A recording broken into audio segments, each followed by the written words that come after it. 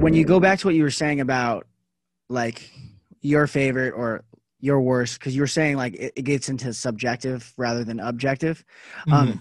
Would you say there's like any type of objective movie reviews or movie critics? I kind of think there is, and I don't know. I think that might be an unpopular opinion, actually, but I think there's a certain level of technical ability and like prowess on screen and a general sense of storytelling and writing, a base level of acting. Like I think, makeup and like every small department, there is a base level of something where like at this point it's competent, and then above that it can be great. And that's the thing is like I don't think it's okay for a movie to be bad and entertaining. Like because like I said earlier, there's tons of movies that I think like are objectively horrible, bad, not well created movies in any way, and yet I will watch them over and over because I find them exceptionally entertaining in one way or the other. But I think there is a difference between something being called good and something being called something you like. So I think there's a baseline. I'm not the one to set it, but I think there is something to there is a certain level where like there you can tell when it's been made by a craftsman and it's been made by schmo, and you can tell when it's an amateur that has promise and then they make something later and it's technically great and it hits all the numbers. A lot of really good directors that I like, their first works are real rough around the edges, but you can tell that there's something in there, and then they get a little more money, they get a little more budget, a little more experience, and they make something great.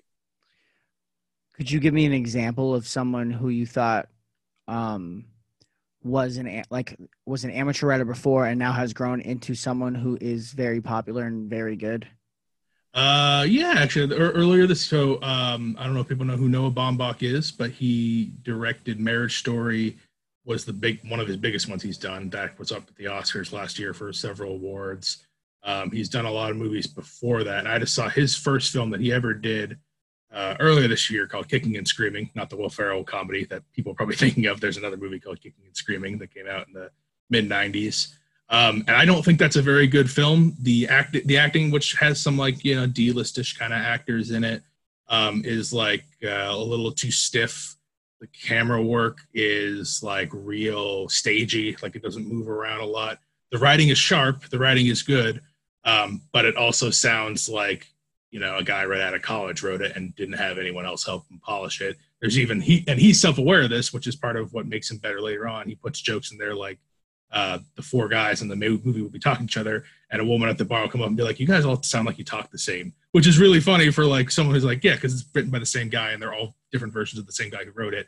And as you get better at writing, you learn how to write characters better and not just from your own narrow point of view. But it's not a very good movie. Like it doesn't flow very well. It doesn't keep you engaged very well. It looks it's not super low budget, but it looks cheaper than it should. But it has a lot of promise there where you can see like this writer knows how he's telling something. There's a few scenes where like the actors will do something and it's clearly a direction from the director, and like that's kind of a funny choice to make. And I think I haven't seen all his movies, but several of the ones I've seen since 10, 15 years later, like there's like I think Marriage Story and his other movies, Squid and the Whale, are like 4.5 5-star movies. I think they're incredible. So I think, and then some people come right out of the gate swinging and they make their first thing and it's great. But I think a lot of the greats start with subpar material and then make it better.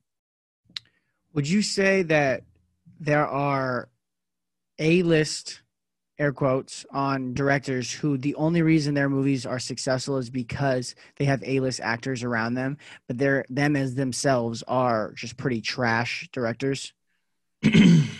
Well, this will get into this will get into some of personal opinions.